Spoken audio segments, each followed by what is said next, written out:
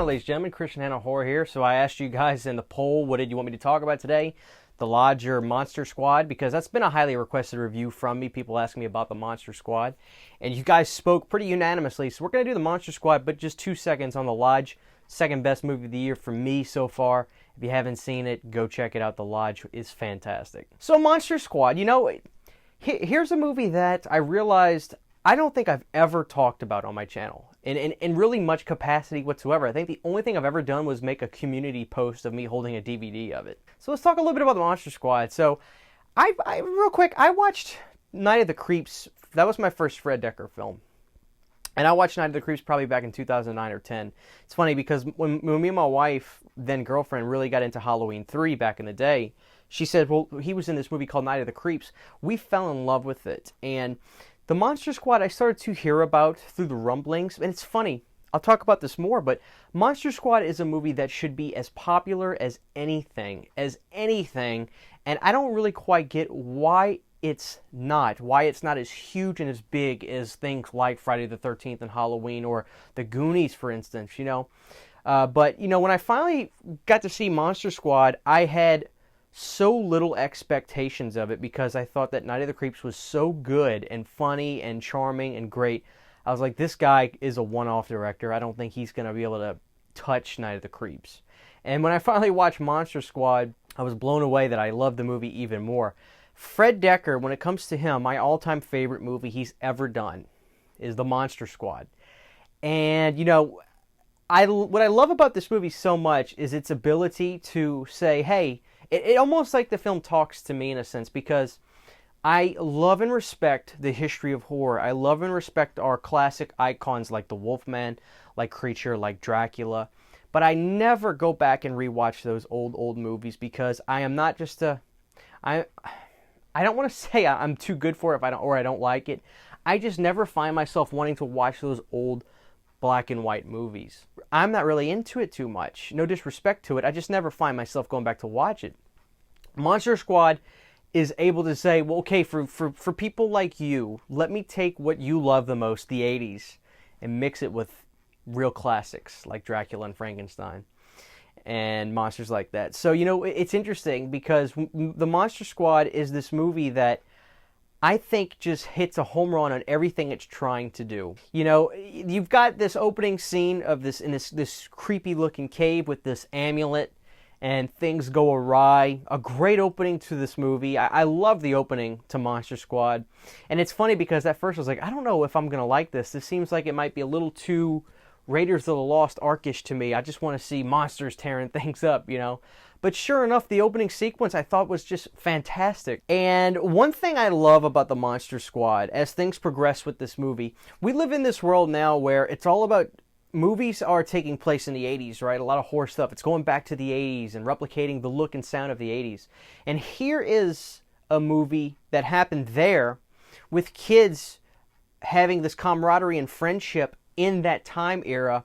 And while I adore movies like Summer of '84 and other things like that, which replicate it very well, here's a movie that's capturing authenticity with that element of the kids and things.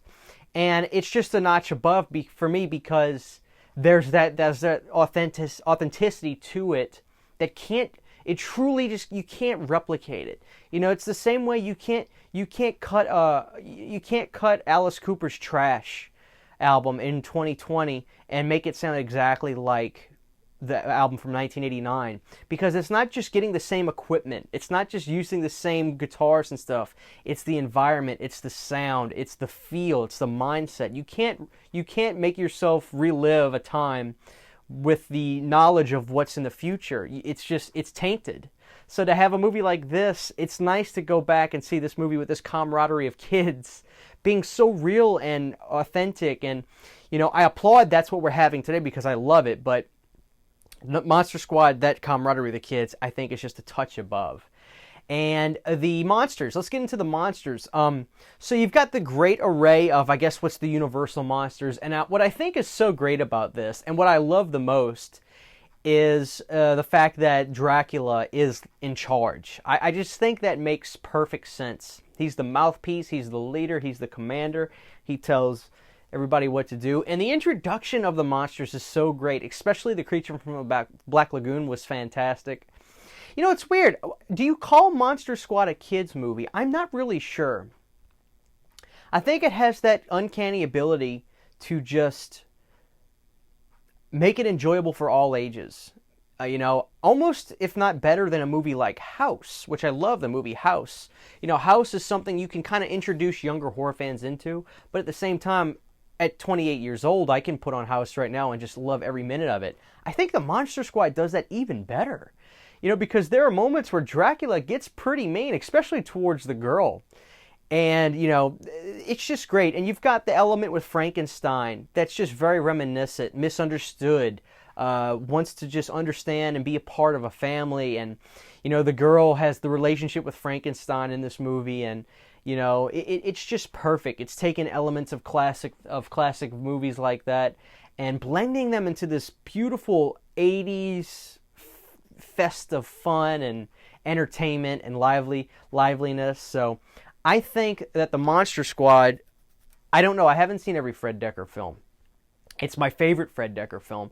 And for me to say that because of how much I love Night of the Creeps is dang near insane. But when it comes down to it, I think the Monster Squad has these elements to it that when I watch it, I'm able to be transported so much and feel so just pure and innocent like those kids in that movie. And having my friendship with my friends back in the day in our club, because I feel like I was the last generation that grew up without all this technology and where you had to have your imagination. You know, cell phones, especially smartphones, never really kicked in until right when I graduated high school.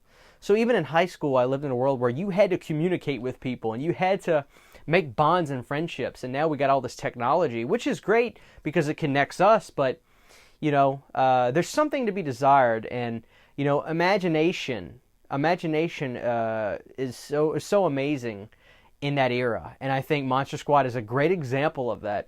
So here you go, guys. I'm letting you know now. Monster Squad is it's my favorite Fred Dekker film. It's one of my favorite '80s movies. I think it's so good, and I love the fact that Dracula is in charge. Great final sequence, just over the top. Amazing. Great practical effects as well. The monsters all looked fantastic. The Wolfman was great. Very 80s. Yeah. So the Monster Squad, guys. I'd love to hear your thoughts on this movie. I think it's quite honestly just an 80s masterpiece. It's perfect. It's a great popcorn, hang out with your friends movie. There's nothing wrong with a Monster Squad. I think it's that good. And like I said, for me to put it above Night of the Creeps, it almost seems insane. But when I think about it, I just freaking love the Monster Squad. So thank you guys for watching this video. Please let me know your thoughts on the 80s classic that is the Monster Squad. I would love to know what you guys have to say about the film. For now, this is Christian Hanna Horror. We'll see you guys very, very soon. I love you. Take care. Peace.